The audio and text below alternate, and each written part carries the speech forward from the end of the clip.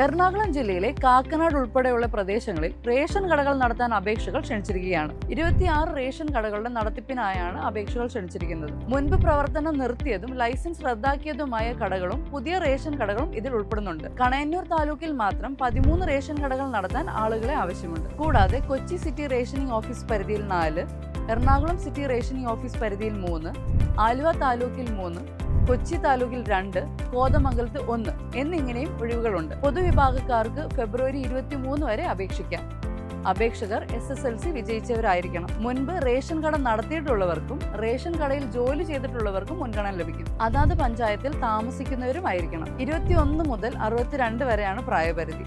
സ്വന്തമായോ വാടകയ്ക്കെടുത്തതോ ആയ കുറഞ്ഞത് 300 square feet വിസ്തീർണമുള്ള മുറിയും ഉണ്ടായിരിക്കണം. കൂടുതൽ വിവരങ്ങൾക്ക് സിറ്റി റേഷനിംഗ് ഓഫീസുമായോ civilsupplies kerala.gov.in എന്ന വെബ്സൈറ്റ് വഴിയോ ബന്ധപ്പെടാവുന്നതാണ്.